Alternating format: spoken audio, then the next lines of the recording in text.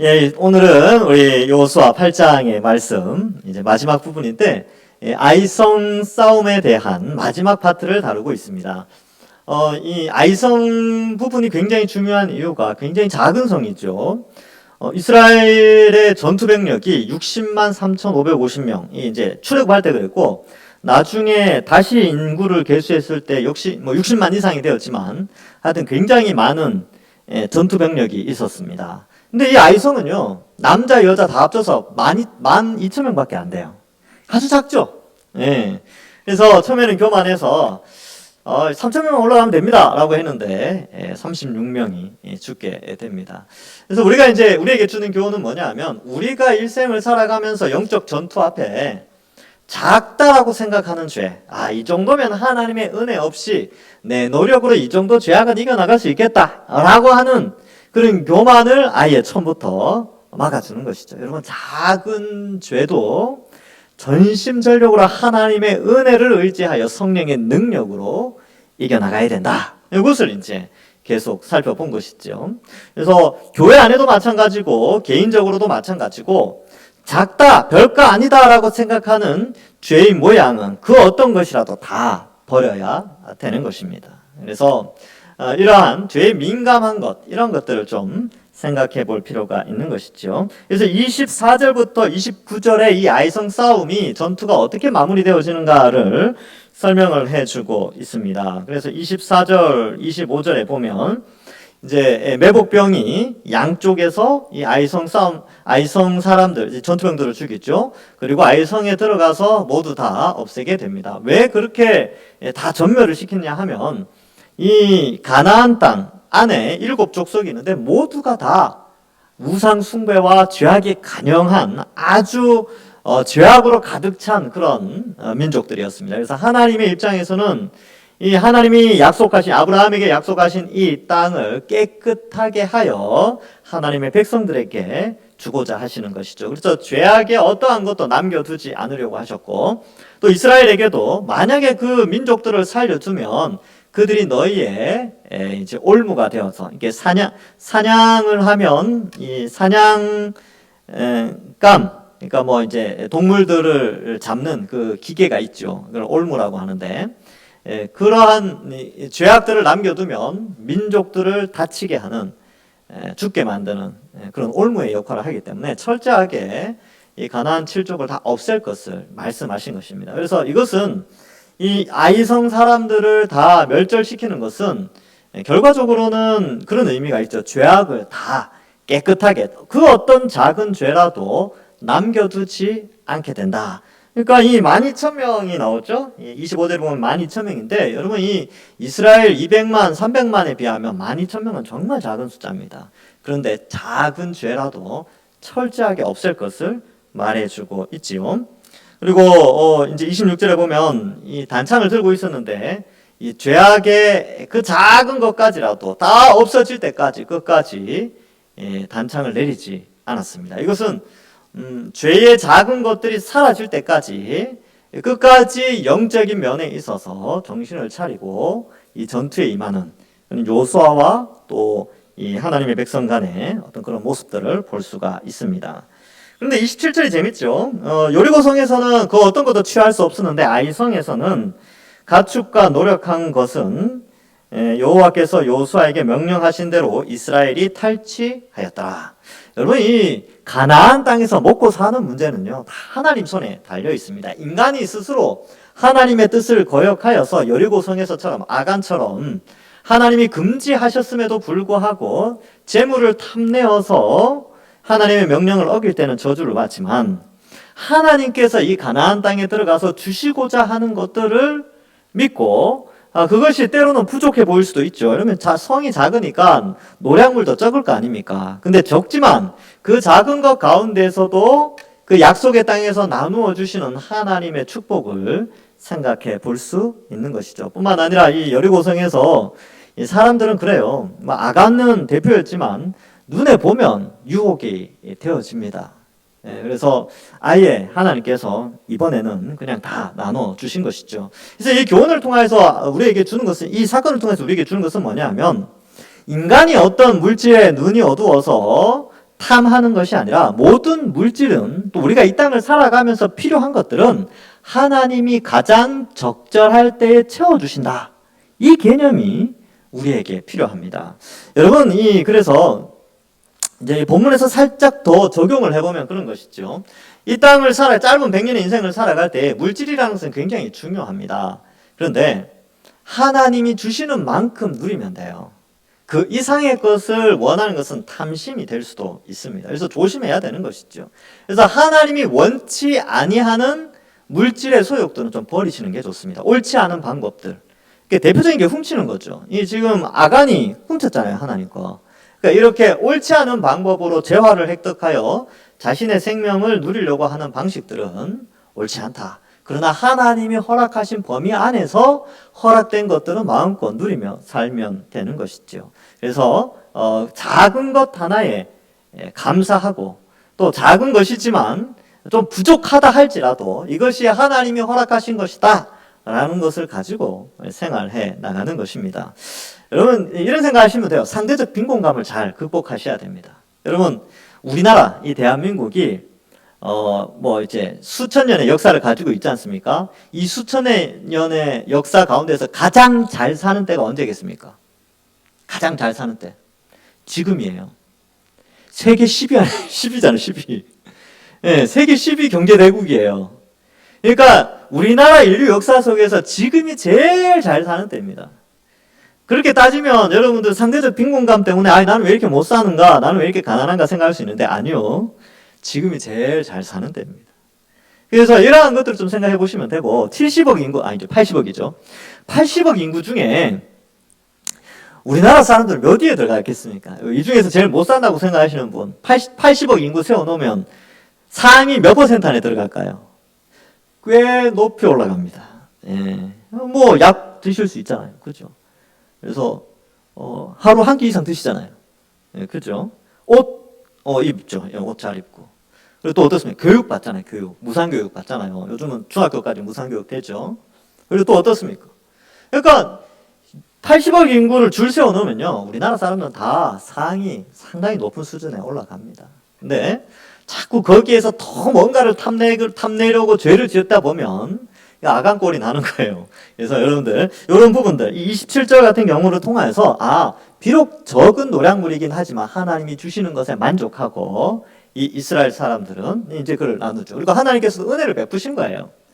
예, 전에는 다 아무것도 가지지 못하게 했지만 그 연약한 인간의 마음을 아시고 조금 또 누릴 수 있도록, 가나안의 복을 조금이라도 누릴 수 있도록 하나님 또 허락해 주신 것입니다. 그래서 우리가 이 삶을 누리는 것도 하나님이 허락하신 것이죠. 우리 아까 찬양했다시피 다 하나님의 은혜입니다. 자, 28절, 29절에 보면 이제 다 불사르죠. 그리고 황폐하게 만들고, 지금도 지난번 이 사진을 봐서 아시겠지만 아이성은 아무도 살지 않아요. 그냥 이제 유적지로 남아 있는 것이죠. 황폐했고 언덕과 같은 것인데, 사실 이스라엘 땅에 가면 이런 언덕들이 굉장히 많습니다. 언덕 지역들이 많아요. 근데 그 하나의 언덕, 이렇게 베델과 이 여리고 사이에 찾아보니까 아마 거기가 가장 적절한 곳이다 라고 해서 이제 발굴을 했는데, 옛날 성터들이 막 발굴되긴 했죠. 그래서 어쨌든 여기에 보면 28절에 오늘까지 황폐하였으니, 이 표현은 이제 요수아의 말년까지, 요수아가 살아있는 말년까지 아이성은 아주 이렇게 덮여 있었고, 지금까지도 아이성은 없죠. 그래서 완전히 무너졌다. 즉 작은 죄도 다 없애버렸다는 것을 말해주고 있습니다. 그리고 이 왕을 이렇게 이제 보여주면서 이 죄를, 작은 죄라도 철저하게 없애야 된다는 것을 가르쳐 주고 있습니다. 그리고 이제 30절 이하의 내용을 나타내고 있죠. 지금 이제 두 개의 전투를 치렀습니다. 여리고성 전투와 아이성 전투. 이 두 개의 공통점은 뭐냐 하면 다 하나님이 간섭하실 때 승리할 수 있었다. 하나님의 전적인 인도하심이 있을 때 승리할 수 있다. 그래서 우리가 이제 교훈이 그거죠. 우리가 짧은 인생, 100년의 인생을 살아갈 때에 수많은 영적인 전투들을 치르는데 우리 스스로의 힘으로 그것을 해결할 수 없고요. 하나님이 도우셔야지 우리가 죄악과 싸워나가고 그 어떤 외부의 박해 가운데서도 이겨나갈 수 있는 것이지요. 그래서 내 지식, 내 경험 이걸 의지하는 것이 아니라 하나님을 의지하고 기도하면서 말씀에 순종하면서 살아가는 것입니다. 자, 30절은 이제 또 하나의 그런 상황이 벌어지지요. 그때에 30절에 보면 요수아가 이스라엘의 하나님 여호와를 위하여 에발산에 한 제단을 쌓았으니 이렇게 되어 있습니다. 자, 여리고에서 아이성까지 거리만큼이나, 그러니까 여리고는 동쪽에 있고요. 아이는 여리고 기준으로 해서 서쪽에 있습니다. 그러니까 여러분들 기준에서 보면 여기가 여리고고 여기가 아이성 있죠. 그런데 에발산이 어디냐면 북쪽으로 여리고만큼 온 거리에서 북쪽으로 올라가면 에발산과 그리심산이 있고 그 지역의 이름이 세겜이라는 곳입니다. 그래서 세겜이라는 도시는 지금도 굉장히 큰 도시입니다. 그래서 이 도시, 지금 이 세겜이라는 도시가 지금은 다른 이름으로 이제 불려지고 있는데요. 어쨌든 이 세겜의 도시에 그 에발산이 있고, 이 세겜이라는 도시는 지금 나블러스, 제가 여기 보니까 나블러스라고 이름이 되어져 있습니다. 제가 이제 오늘도 이 말씀 준비하면서 구글 어스 들어가서 봤거든요. 나블러스를 검색해서 들어가 보니까, 북쪽에 에발산이 있고, 남쪽에 그리심산이 있고요. 그 두 산 사이에 마을, 이제 집들이 빽빽하게 형성되어 있어요. 그리고 두 산 사이 동쪽편에 아주 큰 도시가 지금 형성되어져 있습니다. 그래서 세겜은 옛날부터 사람이 살기 아주 좋았던 도시인 것 같습니다. 자, 그래서 상당히 이제 북쪽까지 올라가게 됐지요. 에발산에 제단을 쌓습니다. 근데 요 내용이 굉장히 좀 의미가 있는데, 지금 에발산과 거리심산, 즉 세겜에서 제단을 쌓고 번제물과 화목제물을 드리는 것이 31절에 나오게 됩니다. 근데 이게 뜬금없이 한 것이 아니고요. 사실은 이 모세가 살아있을 때에 신명기 27장에 보면 이렇게 하라고 돼 있어요.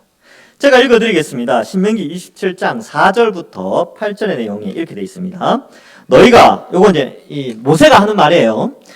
너희가 요단을 건너거든 내가 오늘 너희에게 명령하는 이 돌들을 에발산에 세우고 그 위에 석회를 바를 것이며 또 거기서 내 하나님 여호와를 위하여 제단 곧 돌단을 쌓되 그것에 쇠 연장을 대지 말지니라. 너는 다듬지 않은 돌로 내 하나님 여호와의 제단을 쌓고 그 위에 내 하나님 여호와께 번제를 드릴 것이며 또 화목제를 드리고 거기에서 먹으며 내 하나님 여호와 앞에서 즐거워하라. 너는 이 율법의 모든 말씀을 그 돌들 위에 분명하고 정확하게 기록할지니라. 이렇게 모세가 명령을 했어요. 그러니까 이 모세의 명령에 의하여서 이제 요수아가 그것을 기억하고 에발산과 그리심산에 가게 됐죠. 이 여호수아는 가나안 땅에 한번 들어갔던 사람이에요. 정탐을 했잖아요. 40일 동안. 그러니까 에발산이 어디 있는지 그리심산이 어디 있는지 아는 거예요. 여리고를 점령하고 아이를 점령하면 우리 민족이 에발과 그리심산 사이에 갈 수 있겠구나. 그 세겜 지역에 갈 수 있겠구나 한 것이죠. 그래서 아이성을 점령하자마자 바로 모세의 언약을, 모세와의 약속을 지키기 위하여서 곧바로 이 세겜으로 가게 됩니다. 자, 그래서 여기서 눈여겨볼 것은 이스라엘 자손의 목전에 하나님의 말씀을 돌에 기록한다는 것이지요. 그래서 한번 생각해 보세요. 이 큰 돌을, 다듬지 않은 돌이지만 거기 돌을 쌓아가지고 어떻게 하냐면 돌을 세워서 석회를 발라요. 왜 석회를 바르냐 하면 석회는 되게 무르죠. 그리고 석회가 굳으면 거기에 글씨를 쓸 수가 있습니다. 일반 딱딱한 돌에는 글씨를 잘 쓰기 어려운데 석회를 바르면 석회가 굳으면서 거기에 글씨를 쓸 수 있죠. 그래서 이 큰 돌을 세워서 석회를 발라서 여호와의 말씀의 율법을 쓰게 하는 것이죠. 여러분, 책이 귀중하고 이 책이 소중하고 비쌀 때에는요, 많은 사람들이 글을 볼 수 있도록 하는 방식은 바로 이렇게 돌에 글씨를 새겨서 지나가면서도 볼 수 있도록 하는 것입니다. 개인이 뭐 양가죽이나 파피루스 종이에 이걸 가질 수가 없어요. 너무 비싸니까. 그래서 그렇게 하는. 우리나라도요, 옛날에 신문이 비쌀 때는 어떻게 했는지 아십니까? 시청이나 구청이나 뭐 동사무소에 가면 신문을 이렇게 붙여놨어요. 신문 읽으라고. 왜? 비싸니까. 사람들 와서 읽으라고. 그거 보고 신문 읽고 그랬어요, 옛날에. 뭐 이렇게 젊으신 분들은 잘 모르겠지만, 물론 저도 젊은 층에 속하지만, 제 어릴 때 기억에는 그랬었습니다. 지나가던 어른들이 이렇게 모여 있어요. 그래서 이렇게 신문 읽고, 그런 장면이 기억납니다. 자, 이처럼 이 이스라엘 사람들이 말씀을 가까이에서 읽을 수 있도록 돌을 세워 석회를 바르고 율법을 거기에 기록한 것이죠. 파피루스 종이나 가죽에 쓴 하나님의 말씀은 여호수아가 가지고 있고 제사장들이 가지고 있겠지만 일반 백성들도 말씀을 가까이 할 수 있도록 그렇게 하는 것이죠. 지나가는 사람은 누구나 그 말씀을 읽도록 하신 것입니다. 그래서 하나님은요, 하나님의 뜻을 나타낼 때에 뭐 특별한 체험이나 아니면 뭐 어떤 수련을 통해서 막 노력을 통하여서 하나님의 뜻을 발견하는 것이 아니고 하나님은 기록된 글을 통하여서 하나님의 뜻을 나타내십니다. 아주 중요한 원리죠. 이거는 옛날부터 그랬어요. 하나님은 하나님의 뜻을 글로 남겨서 사람들에게 가까이에서 하나님의 뜻을 발견할 수 있도록 했어요. 근데 언제부턴가 하나님의 뜻은 인간의 노력으로 알 수 있다, 이런 이상한 신비주의가 들어오면서 기도 몇 시간 하면 환상을 보고 또 그죠?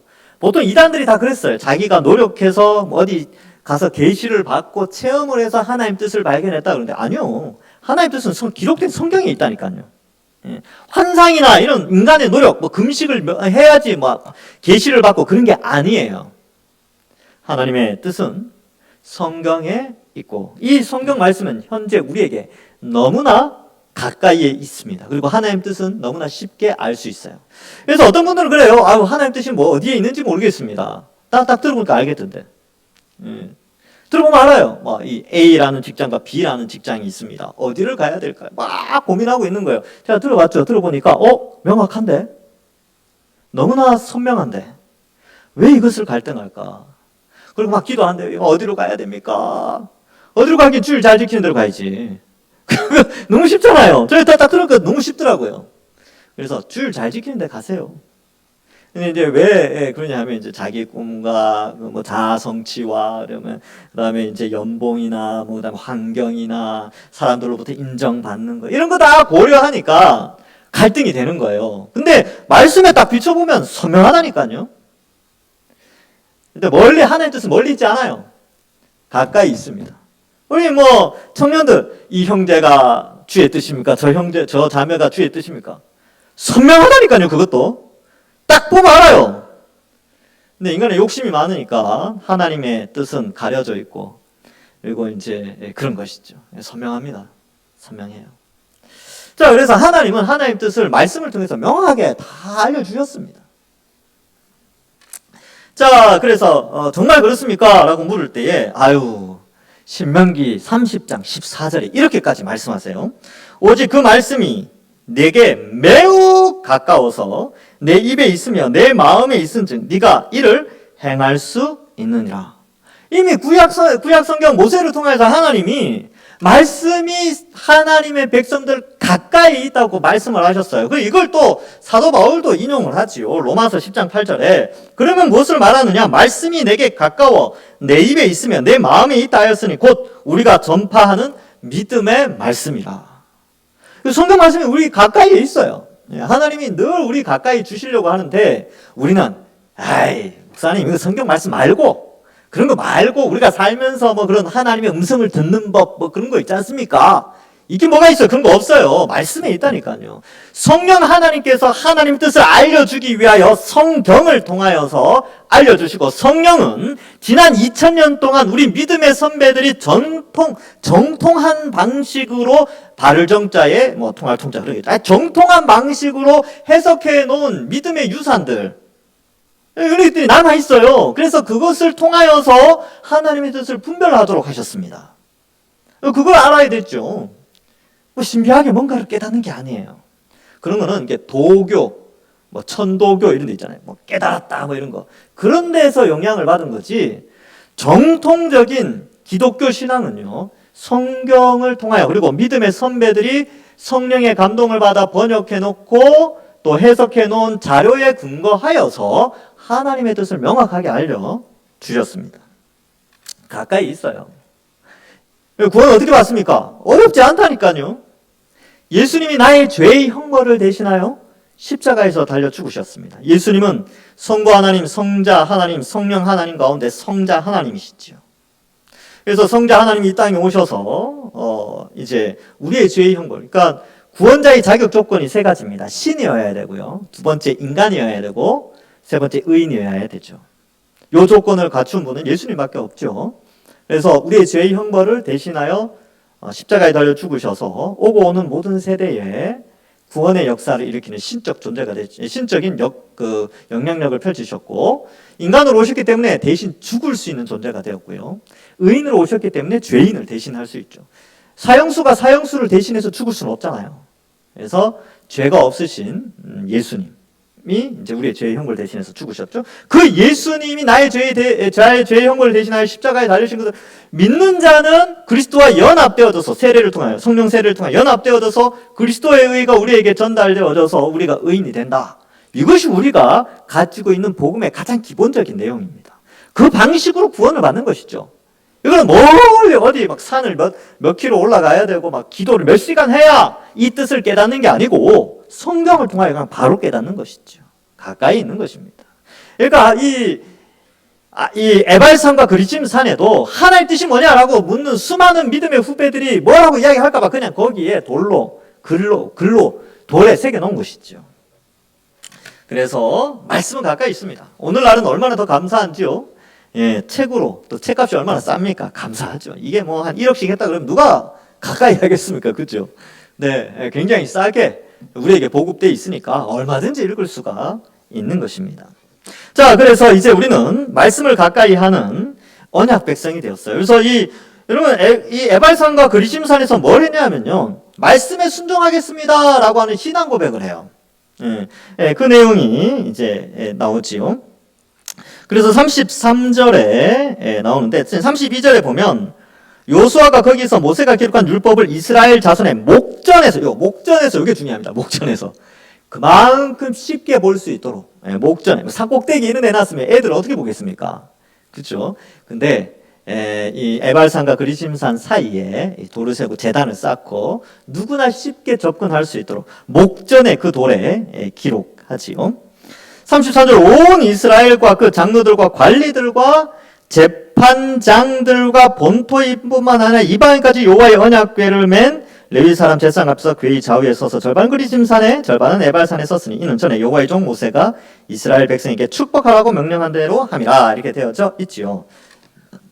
그래서 이 내용이 뭐냐, 이게 이제 이 장면을 우리가 생각해야 되는데, 이것은 신명기 27장에도 아까 나왔지만 28장에도 나오지만 언약 백성들이 하나님과의 언약 관계를 확인하고 거기에 순종하겠습니다, 즉 언약 백성으로 살겠습니다 라고 하는 신앙 고백이 이 에발산과 그리심산 사이에서 있게 되어집니다. 그래서 축복의 메시지에 아멘 할 때는 그리심산에선 6 족속이, 또 저주, 이게 말씀에 순종하지 않으면 이런 저주를 받을 거야 라고 할 때 에발산에선 6 족속이 아멘으로 신앙 고백을 하게 되는 것이죠. 중요한 것은 언약 백성으로서의 신앙 고백이다. 그래서 언약 백성이죠. 여러분, 우리도 이제 새 언약 백성이 되었어요. 우리도 신약 시대에 예수님을 통하여서 새 언약 백성으로 부름을 받았습니다. 누가복음 22장 20절에 저녁 먹은 후에 잔도 그와 같이 하여 이르시되 이 잔은 내 피로 세우는 새 언약이니 곧 너희를 위하여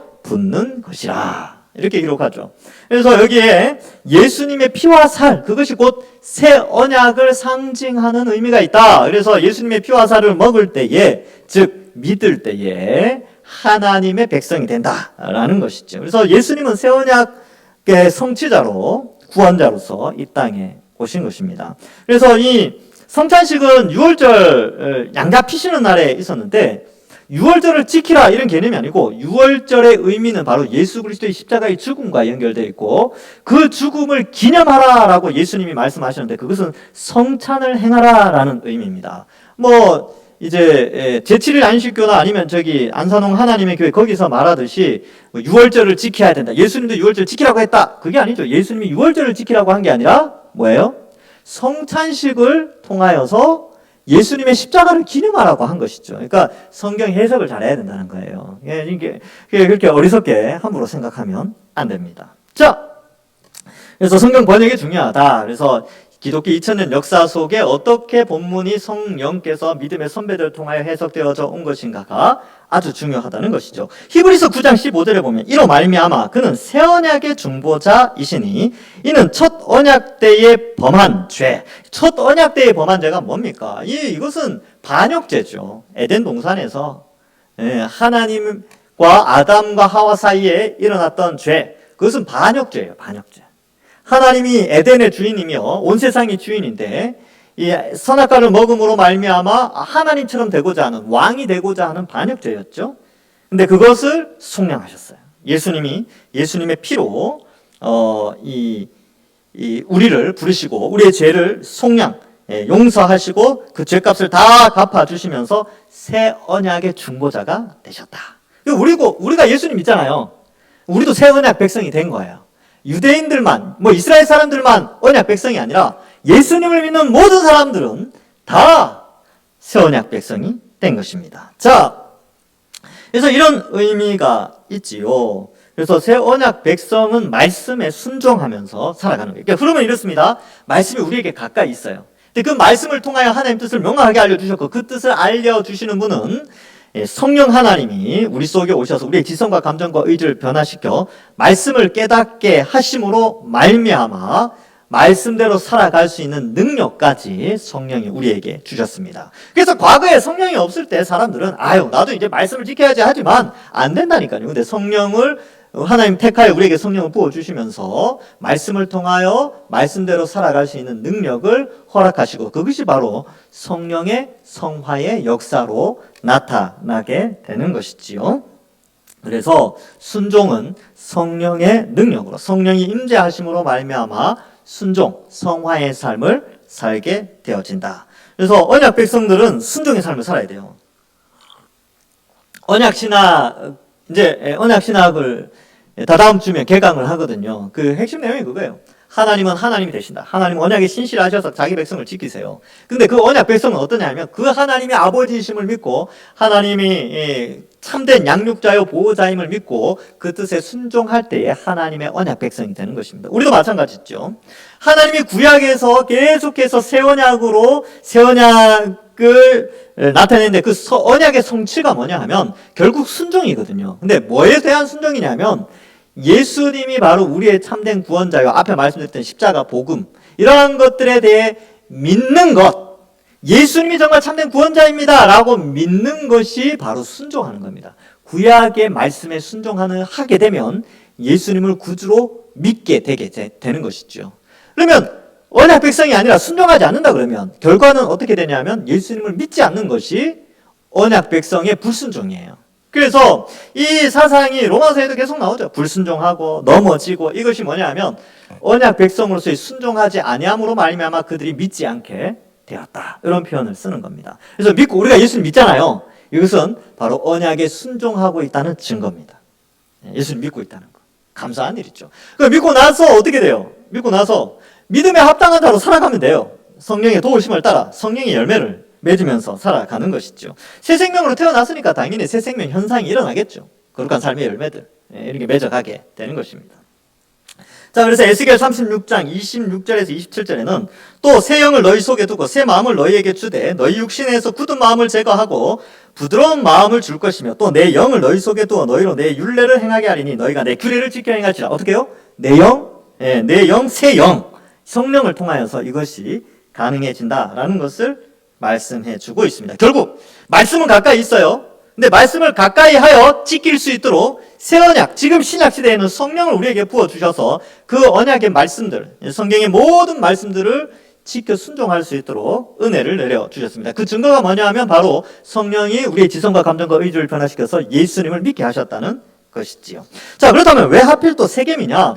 앞에 나왔던 신명기의 말씀 때문에 그런 것일 수도 있지만 사실은요, 조금 더 거슬러 올라가면 이 세겜의 의미를 조금 더 생각해 볼 수 있습니다. 창세기 12장 6절과 7절에 이런 말씀이 있어요.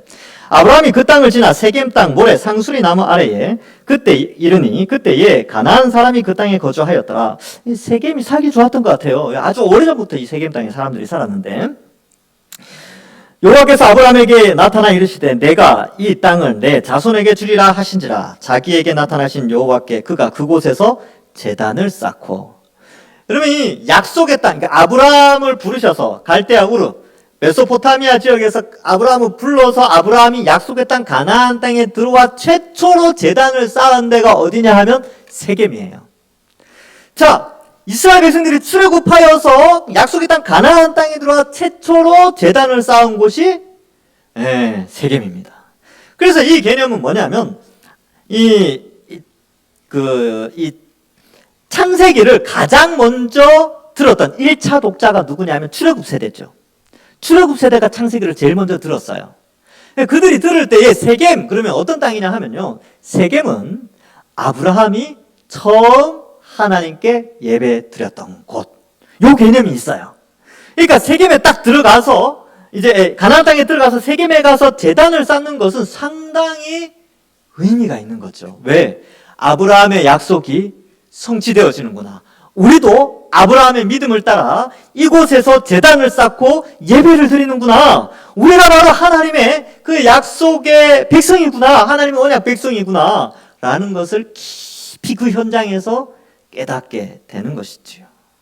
그런 의미가 있는 것입니다. 그리고 화목제와 번제를 드리는데 번제는 완전히 태워드린다라는 헌신의 의미가 있고요. 화목제는 이 고기를 나눠 먹습니다. 그래서 신명기 27장 7절에 보면 이제 이렇게 기록되어 있습니다. 또 화목제를 드리고 거기에서 먹으며 내 하나님 여호와 앞에서 즐거워하라. 이렇게 되어 있어요. 그래서 이 에발산과 그리신 사이에 이제 특별히 에발산에 제단을 쌓고 그 화목제와 번제와 화목제를 드리고 그 고기를 먹으라는 거예요. 백성들이 같이 먹는 거죠. 그러면 여러분 고기 먹을 때 기분 좋습니까? 안 좋습니까? 삼겹살, 이때는 뭐 소고기였죠. 소고기, 고기, 염소고기, 양고기 이런 거 먹을 때. 여러분 배고플 때 고기 드시면 어때요? 행복하잖아요. 구워주는 사람도 행복하고, 먹는 사람도 행복하고. 예. 그 마찬가지 고기를 먹으면서 같이 잔치를 베푸는 것이죠. 그래서 같은 식탁 교제를 하면서 하나님을 아버지로 모시고 그의 언약 백성들은 어때요? 한 형제 자매로서 같은 식탁을 공유하며 구원 공동체로서의 기쁨을 이곳에서 이 세겜에서 제단을 쌓고 하나님께 예배드리면서 이것을 누리게 됩니다.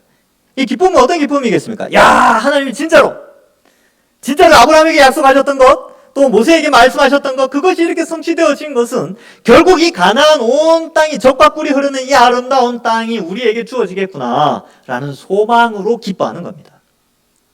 이 기쁨이 거기에 있어요. 소망 때문에 기뻐하는 것이죠. 여러분, 우리에게 천국에 대한 영원한 하나님 나라, 예수 그리스도의 재림으로 말미암아 완성될 하나님 나라의 소망이 없다면, 우리가 부활의 소망이 없다면 얼마나 우리 인생이 참 안타깝겠습니까? 근데 우리가 어려움 가운데 박해를 받으면서도 예수님 믿는 것 때문에 어려움을 당하고 예수 복음 전하면서 힘들고 또 신앙생활 하면서 수고하고 헌신하고 교회에서 열심히 일하는데 아무도 알아주지 않고 힘들 때에 그것을 극복할 수 있는 힘은 어디에 있냐면 바로 이 기쁨이 있죠. 천국의 소망, 하나님 나라에 대한 소망과 부활의 소망 때문에 우리는 그런 어려움들을 극복해 나갈 수 있게 됩니다. 그래서 무엇을 기뻐하고 무엇이 번제일까? 이렇게 생각해 볼 때에 신명기 27장 9절 10절에 이렇게 되어 있습니다. 모세와 레위 제사장들이 온 이스라엘에게 말하여 이르되 이스라엘아 잠잠하여 들으라. 오늘 내가 내 하나님 여호와의 백성이 되었으니 그런즉 내 하나님 여호와의 말씀을 청종하여 내가 오늘 내게 명령하는 그 명령과 규례를 행할지니라. 행하면 어떻게 되냐면 그 땅을 다 주신다는 거예요. 그래서 여기서도 역시 이 말씀을 지켜 행하면 하나님이 약속의 땅을 주신다라는 그 그리심의 축복과 말씀을 지키지 않으면 이 축복을 누리지 못한다라는 에발의 저주, 이 모든 것에 대한 고백과 신앙 고백으로 말미암아 앞으로 하나님이 주어주실 가나안 땅의 축복을 생각하면서 기쁨으로 이 식탁 교제를 나누게 되는 것입니다. 그러니까 두려워하지 않아야 되죠. 이 이스라엘 사람들은 앞으로 남아있는 전쟁이 많거든요. 이제 9장부터 또 이제 기브온 족속이 오고 뭐 어디 막 점령하고 뭐 어디 막 많이 점령해요. 근데 그 점령 앞에서 두려워하지 않는 거죠. 왜 그러냐면 하나님께서 순종하면 그리심의 축복을 그들에게 주시기 때문에 그렇습니다. 자, 그래서 두려워하지 않는 거죠. 우리도 마찬가지입니다. 우리가 우리 인생 살아가면서 예수님 잘 믿을 때 어려움이 올 수 있죠. 두려워하지 않아요. 하나님께서 우리를 지키시니까. 여러분 선한 길로 인도 이 거친 세상에서 죄악과 타협하지 않고 참 그리스도인들 다수의 불신자들 삶 속에서 그리스도인의 성경적 가치관으로 뛰어들 때에 얼마나 어렵겠습니까? 소수니까. 근데 두려워하지 않아야 됩니다. 왜냐하면 하나님 지키시니까. 하나님 뜻에 순종하면 축복이 그에게 있기 때문에 세상 사람들과 다른 방식으로 살아간다 할지라도 우리는 말씀에 순종하여 말씀을 청종하여 이렇게 표현하는데 들을 청자에 순종할 종자죠. 따를 종자죠. 잘 듣고 잘 따라가면 하나님이 약속의 땅을 주신다는 것입니다. 자, 그래서 우리는 두려워하지 않죠. 그래서 마태복음 5장 11절 12절에도 나로 말미암아 너희를 욕하고 박해하고 거짓으로 너희를 거슬러 모든 악한 말을 할 때 너희에게 복이 있다. 기뻐하고 즐거워하라. 이렇게 되어 있죠. 하늘에서 너희 상이 큼이라. 이런 소망 때문에 우리가 살아가는 거 아니겠습니까? 자, 보겠습니다. 그래서 34절 그 후에 여호수아가 율법책에 기록된 모든 대로 축복과 저주하는 율법의 모든 말씀을 낭독하였죠. 모세가 명령한 것 여호수아가 이스라엘 온 회중과 여자들과 아이와 그 중에 동행하는 거류민들 앞에 낭독하지 아니한 말도 하나도 없더라. 이렇게 되어져 있습니다. 33절에 보면 이제 잠깐 이런 궁금해하실 게 있는데 본토인과 이방인 이렇게 돼 있죠. 지금 여기에 이방인들이 있어요. 이방인 중에 라합 식구들이 들어와 있잖아요. 그죠? 그리고 출애굽할 때 보면 순수 이스라엘 12지파 말고 중다한 아주 많은 수의 잡족이 있었다. 즉 다른 민족이 섞여 있었다라고 되어져 있습니다. 이들을 거류민 이렇게 표현하는데 35절에는 이 거류민 이렇게 표현하고 있지요. 그래서 이러한 사람들도 다 그 하나님의 언약의 축복 아래 허락해 주신 것이죠. 그러니까 이미 요수아나 신명기나 이런 데도 타민족의 구원의 가능성을 열어놨는데 나중에 후대에 유대인들이 이걸 오해해서 선민사상으로 잘못 발전시켜서 문제가 된 것이죠. 말씀을 맺습니다. 여러분 오늘 말씀을 통하여서 첫 번째는 다시 반복합니다. 지난주에도 했고 오늘도 똑같이 말씀드리는데 작은 죄도 끝까지 추적하여 없애야 됩니다. 불씨를 남겨두면 안 된다는 것이죠. 그래서 작은 죄라도 쉽게 생각하지 않고 하나님께 매달리며 그 죄를 이겨나가도록 열심히 훈련하고 또 말씀에 순종하며 살아야 되고요. 두 번째로는 우리에게도 약속된 천국이 있다. 주님 다시 오시면 완성될 하나님 나라가 있습니다. 그 하나님 나라는 새하늘과 새 땅이 있죠. 영생 복락을 누리며 또 부활의 소망, 육체로 부활하는 육체로 부활하여 영원히 사는 그러한 날이 우리에게 주어진다라는 사실을 믿고 우리가 이 세상을 살면서 영적인 전투, 죄악과 싸우고 또 이 세상의 가치관 가운데 그리스도인으로서 성경적 가치관을 가지고 살아갈 때 많은 어려움이 있지만 두려워하지 않고 하나님의 돌보심과 축복이 있다는 사실을 알고 믿음으로 살아가는 그리하여서 정말 이 시대에 하나님께서 인정하시는 영적 군사로서 믿음의 장성한 자들로 세워져서 하나님께 영광 돌리시는 우리 모든 주의 백성들 되기를 주님의 이름으로 간절히 축원합니다. 기도하겠습니다. 하나님 감사합니다. 우리를 택하여 주시고 또 하나님 앞에서 말씀을 듣게 하시며 순종케 하시니 감사합니다. 말씀이 멀리 있는 것이 아니라 말씀이 가까이 있다는 사실을 알고 그 말씀에 순종하며 이제 영원한 천국을 소망하며 때로는 힘들고 지친다 할지라도 말씀을 가까이 하여 순종하며 기쁨으로 살아가는 저희들 다 될 수 있도록 인도하여 주시옵소서. 작은 죄라도 용납지 않고 죄와 싸워 승리한 우리 모두들 되게 해 주실 줄 믿사오며 예수님의 이름으로 기도하옵나이다. 아멘.